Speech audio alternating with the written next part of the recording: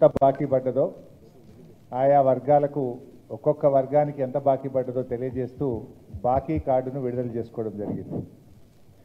నాడు ఇది అభయహస్తమని బాండ్ పేపర్ల మీద సంతకాలు పెట్టి ఇంటింటికి పంచిన కాంగ్రెస్ పార్టీ ఈరోజు ముఖం చాటేసింది. రాష్ట్ర ప్రజలకు ఇది అభయహస్తం కాదు, అచేతన హస్తం అని తెలియడానికి ఎంతో కాలం పట్టలేదు. ఇది అభయహస్తం కాదు, ఇది అచేతన హస్తం అనే విషయం ప్రజలకు అర్థమైంది. ఆ రోజేమో పోటీలు పడి గాంధీల మాట ఇదని గాంధీ టోపీలు పెట్టి సంతకాలు పెట్టి గ్యారంటీ కార్డులను ఇంటింటికి పంచి ఓట్లు వేసుకొని అధికారంలోకి వచ్చారు. కానీ ఈ గ్యారంటీ కార్డు ఇలా గ్యాసిప్ కార్డు అయిపోయింది. అంతా మోసం, అంతా దగా కార్డుగా తెలిసిపోయింది. ఆ రోజు అధికారంలోకి వచ్చిన మొదటి క్యాబినెట్లోనే మేము తీర్మానం చేస్తాము, మొదటి శాసనసభలో చట్టబద్ధత తెస్తాము, 100 రోజుల్లో అమలు చేస్తామని హామీలు ఇచ్చారు, నమ్మబలికారు. ఇది సోనియా గాంధీ మాట అన్నారు, ఇది రాహుల్ గాంధీ మాట అన్నారు. రేవంత్ రెడ్డి చెప్తే నమ్ముతారో నమ్మరో అని గాంధీల మాటగా ప్రచారం చేశారు.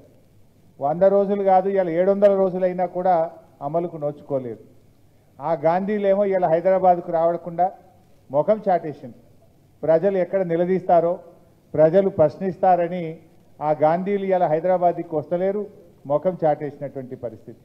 ఇలా రివ్యూ చేయాల్సిన బాధ్యత లేదా? మరి 6 గ్యారంటీలు అమలు చేస్తామని చెప్పాం, చట్టబద్ధత తెస్తామని చెప్పాం, ఇంకా ఎందుకు అమలు కాలేదని మరి ఆ రాహుల్ గాంధీ ప్రియాంక గాంధీ రేవంత్ రెడ్డిని అడగాల్సిన బాధ్యత లేదా అని నేను అడుగుతా ఉన్నా. మరి ఆ రోజు ఎన్నికల ముందు గల్లీ గల్లీ తిరిగిన గాంధీలు ఇవాళ ఎందుకు ముఖం చాటేస్తున్నారో రాష్ట్ర ప్రజలకు సమాధానం చెప్పాలని చెప్పి నేను అడుగుతా ఉన్నాను. ఈ రేవంత్ రెడ్డి గారు కూడా ఆ రోజు గ్యారంటీ కార్డుల కంటే కూడా రెచ్చిపోయి చెప్పిండు. అవ్వకిస్తాం, కోడలికి ఇస్తామన్నాడు, ఇద్దరికీ పెన్షన్ ఇస్తామన్నారు, రైతుకి ఇస్తాం, కౌలు రైతుకు ఇస్తాం, ఇద్దరికీ ఇస్తామన్నాడు.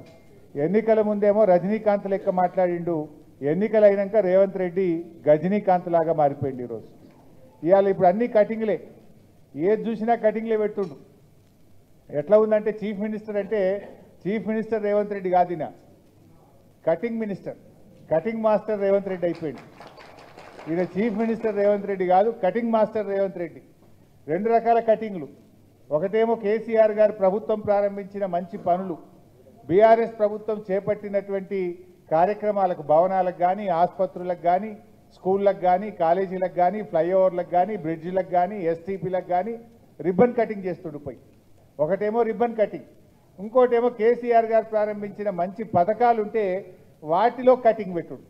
Like Kalyana Lakshmi cutting, KCR kit cutting, nutrition kit cutting, CM breakfast స్కీమ్కు కటింగు, ఫీజు రియంబర్స్మెంట్కు కటింగు, బతుకమ్మ చీరలకు కటింగు, దళిత బంధు కటింగు, అన్ని కటింగులు పెట్టుడు. అయితే రిబ్బన్ కటింగు లేకపోతే సంక్షేమ పథకాలకు కటింగు.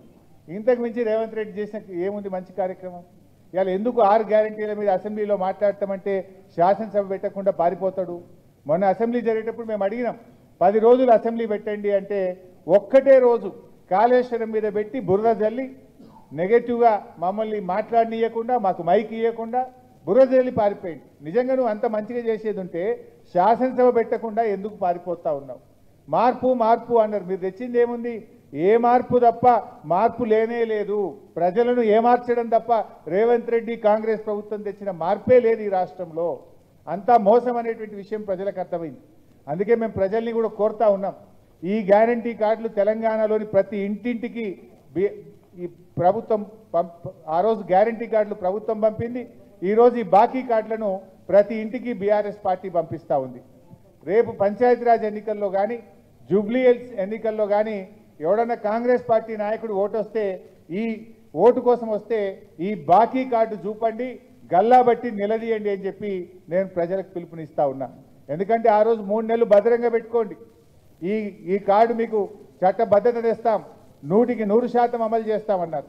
ఆ రోజు సోనియా గాంధీ గారే రాష్ట్ర ప్రజలకు లేఖ రాశారు, సోనియా గాంధీగా నేను మాట ఇస్తున్నాను, ఇవన్నీ అమలు చేయించే బాధ్యత నాది అన్నారు.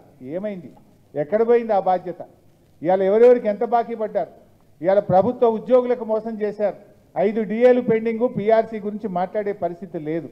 ఇవాళ ఆటో కార్మికులకు 12,000 ఇస్తామన్నారు, పొట్టగొట్టారు, వాళ్ళను రోడ్డు మీదకి తెచ్చిన పరిస్థితి ఉంది. ఇందిరమ్మ ఆత్మీయ భరోసా అని వ్యవసాయ కూలీలకు ఇందిరమ్మ పేరు పెట్టిన